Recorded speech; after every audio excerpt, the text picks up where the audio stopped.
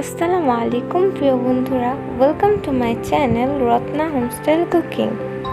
আজকে আমাদের রেসিপি হলো শাপলা ভাজি। ঘরোয়া উপকরণ দিয়ে খুব সহজেই তৈরি করে ফেলুন মজাদার শাপলা ভাজি। এখানে আমি নিয়েছি 5টি শুকনো মরিচ, 5টি কাঁচা মরিচ, একটি মাঝারি সাইজের পেঁয়াজ কুচি করে নিয়েছি। তারপর আমরা চুলায় পাত্র বসিয়ে 1 টেবিল চামচ পরিমাণ তেল দিয়ে তাতে শুকনো মরিচগুলো ভেঙে দিয়ে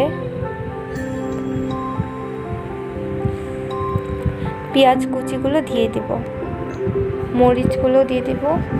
তারপর কিছুক্ষণ নেড়ে চেড়ে 1 টেবিল চা চামচ পরিমাণ লবণ দিয়ে ভালো মতো নেড়ে চেড়ে নেব। পেঁয়াজগুলো হালকা লাল হয়ে আসলে শাপলাগুলো দিয়ে দেব।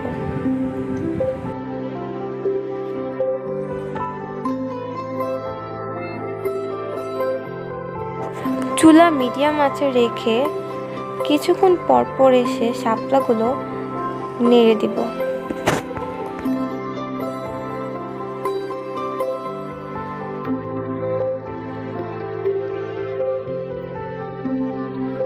প্রায় 10 থেকে 12 মিনিট পর আমাদের শাপলা ভাজি তৈরি হয়ে গেল। দেখুন শাপলাগুলো কি সুন্দর ঝরঝরা হয়েছে, দেখতেও খুব সুন্দর লাগছে শাপলা ভাজি। এবার আরেকটি পাত্রে পরিবেশন করে নিলাম সুন্দর করে।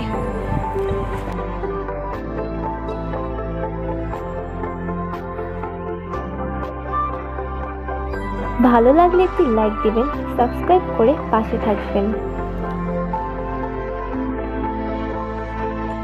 আবার দেখা হবে নতুন কোনো ভিডিওতে।